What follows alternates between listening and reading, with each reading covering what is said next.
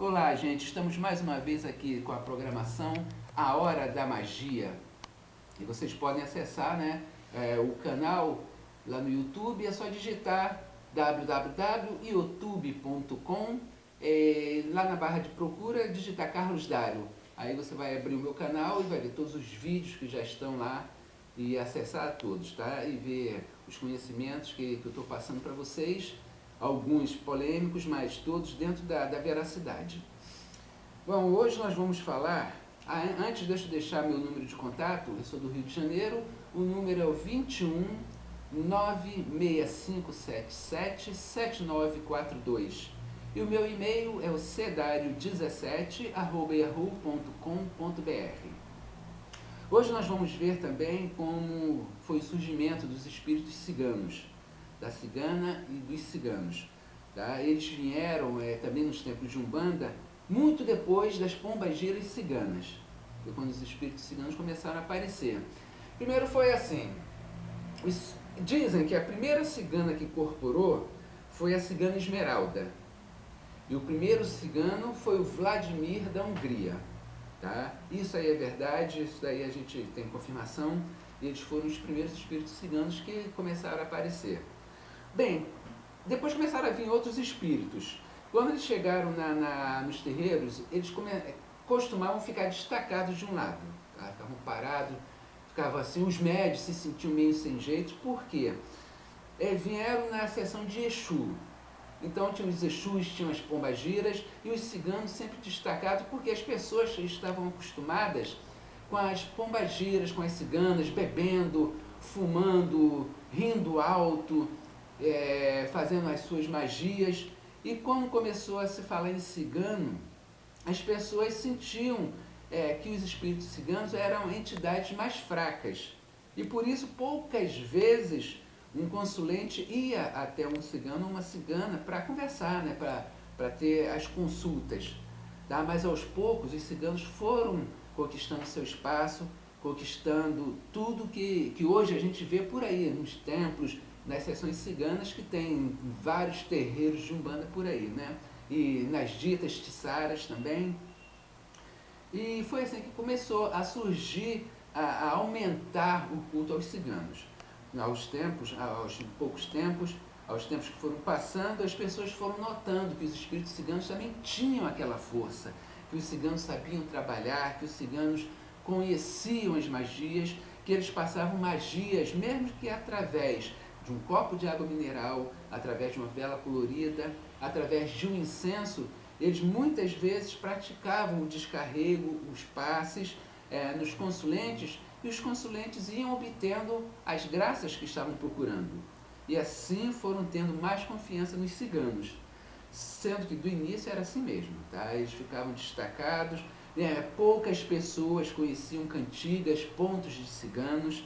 Quando muito cantavam, era pontos para pombagira cigana.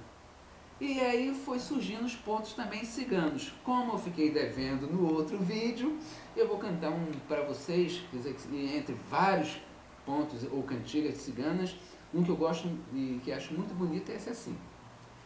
Que barraca tão linda na beira da estrada que ontem eu vi. Tinha pano de seda, renda importada, pano de cetim. Que barraca tão linda na beira da estrada que ontem eu vi. Tinha pano de seda, renda importada, pano de cetim. É barraca nova que a cigana tem, e lá dentro ela faz magia para o bem. É barraca nova que a cigana tem, e lá dentro ela faz magia para o bem. Bom, esse é um dos pontos ciganos, tá? Para quem faz as cantigas ciganas, porque hoje em dia o que eu vejo nos terreiros, nas tiçaras, nas tendas ciganas, são as pessoas colocando apenas os CDs, tá? Para que os ciganos dancem, cantem, façam as suas consultas.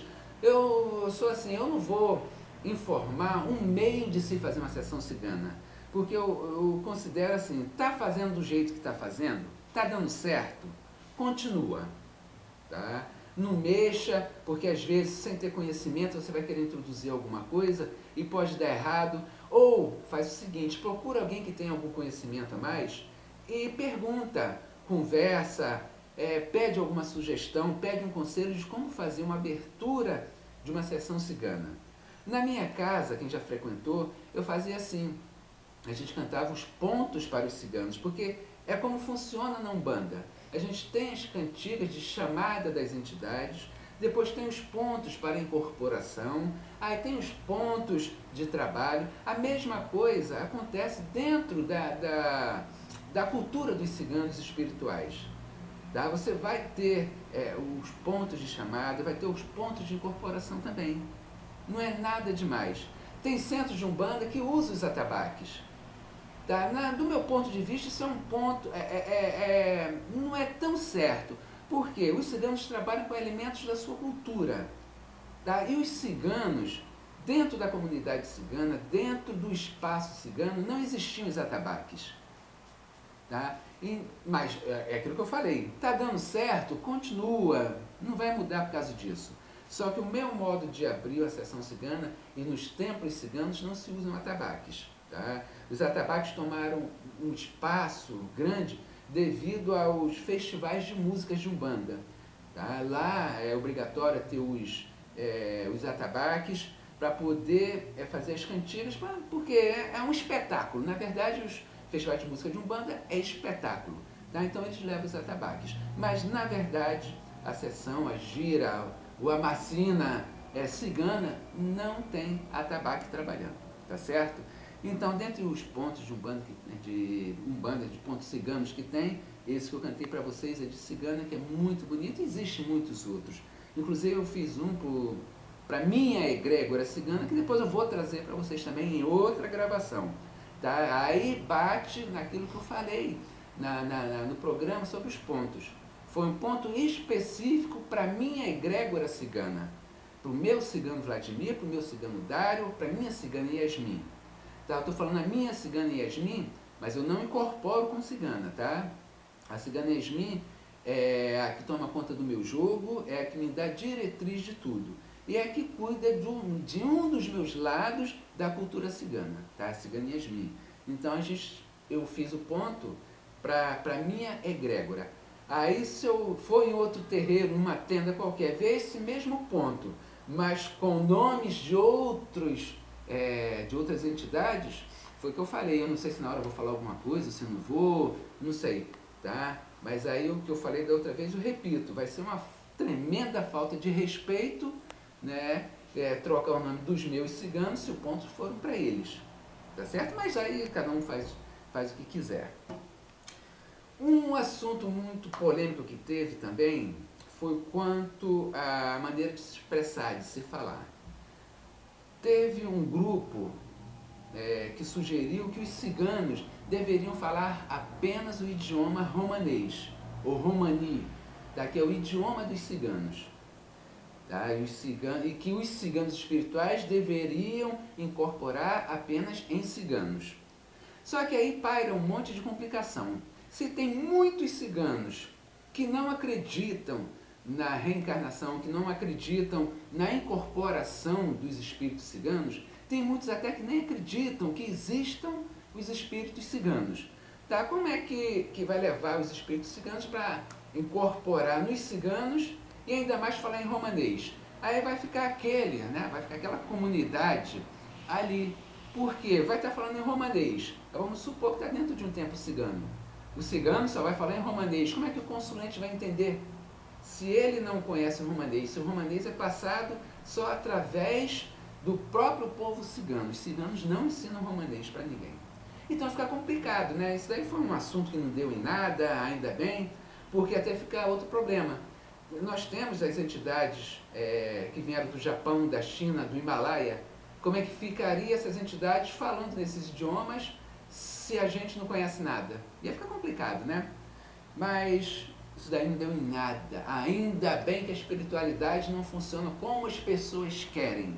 As pessoas é que têm que entender como funciona a espiritualidade.